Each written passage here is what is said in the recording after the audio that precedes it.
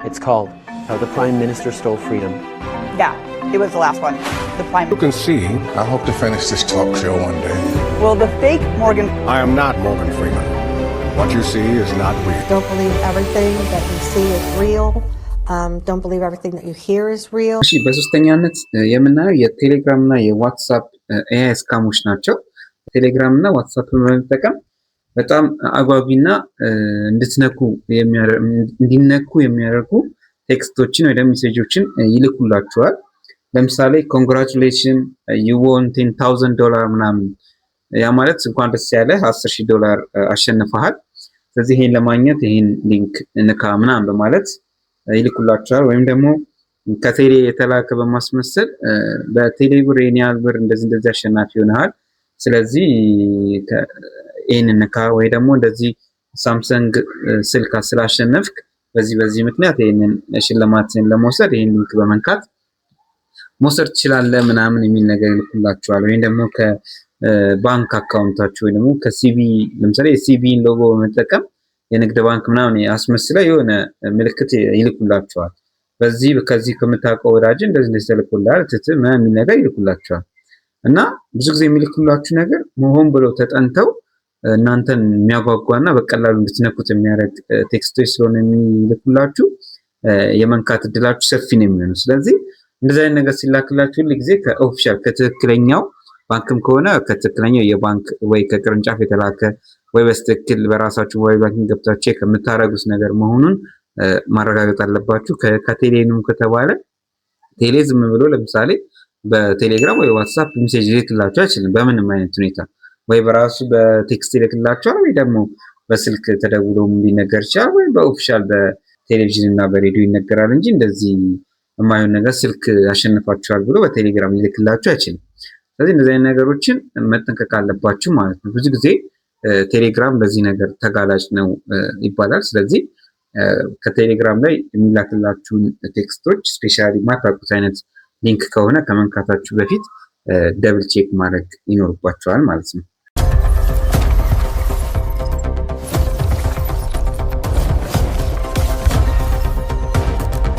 እሺ በአራተኛነት የምናየው ፌክ ጆብ ኦፈር ስካምስ ናቸው። You can imagine scammers keeping their eyes on about every legitimate job site out there before you say yes to any remote position that sounds too good to be true. You need to double check. ይህ እንግዲህ በተለይ እንደኛ ሀገር አይነት ታዳጊ የሆኑ ሀገራት ብዙ የስራ እጦት ባለበትና የኑሮ ሁኔታ በጣም ከባድ በሆነበት ሀገር ላይ ሰው የፓርት ታይም ጆብ ሊሆን ይችላል፣ ቋሚ ስራም ሊሆን ይችላል፣ ስራ ይፈልጋል። በቃ ገቢ የሚያገኝበትን አማራጮች ማስፋት ይፈልጋል እንደኛ አይነት ሀገሮች ማለት ነው።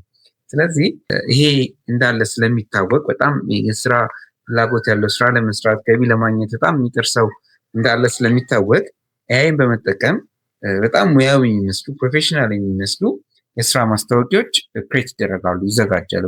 በዌብሳይት ደረጃ ሊሆን ይችላል፣ ወይ ደግሞ በተለያዩ በፌስቡክ በቴሌግራም በተለያዩ ሶሻል ሚዲያዎች ይዘጋጃሉ እነዛ ማስታወቂያዎች ማለት ነው። ከዛ እነዛ ማስታወቂያዎች ደግሞ ስፔሻሊ ሲዘጋጁ በጣም አጓጊ በሆነ መንገድ ለምሳሌ የኤንጂኦ ስራ ነው፣ ምንም አይነት ልምድ አያስፈልግም፣ በወር 50,000 100,000 ታገኛላችሁ የሚል ማስታወቂያ ይወጣል። ጎግል ሪሞት ጆብስ ይላል፣ ከቤታችሁ ቁጭ ብላችሁ የምትሰሩት ስልካችሁንና ኢንተርኔት ብቻ በመጠቀም በትርፍ ጊዜያችሁ የምትሰሩት ምናምን የሚል በቃ የሰውን አቴንሽን በደንብ የሚስብ የሰውን ሳይኮ በደንብ የተረዳ አይነት ማስታወቂያዎች ይሰራሉ። ከዛ እንደዛ ይሰሩና እናንተ ለመቀጠር ወደዚህ ዌብሳይት ስትገቡ ለሬጅስትሬሽን ይሄን ያህል ብር አስገባ ወይ ደግሞ ተቀጥራ ይሏችሁና ከዛ ግን ስራውን ለመጀመር መጀመሪያ እስኪ የሆነ ብር ዲፖዚት ማድረግ አለብህ እርግጠኞች ለመሆን ይሏችኋል።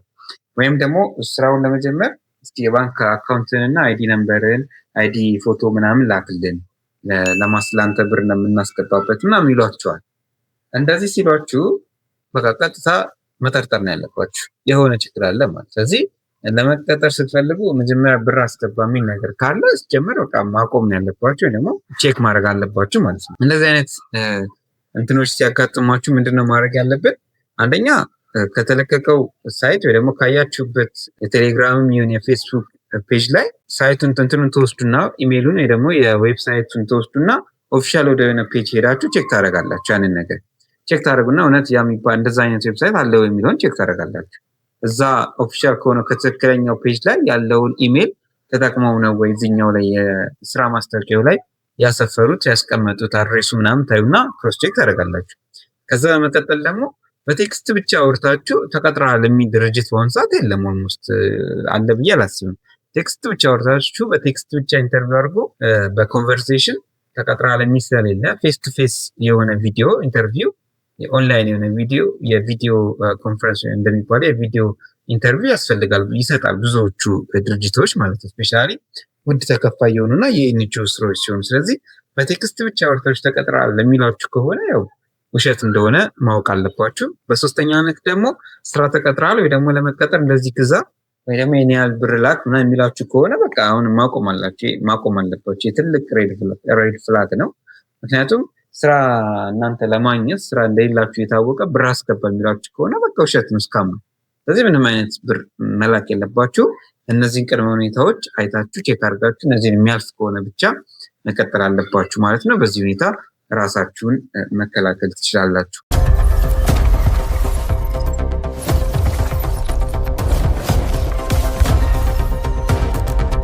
እሺ በመጨረሻ የምናየው ፌክ ኤአይ አፕስ ነው። ይህ ምንድነው?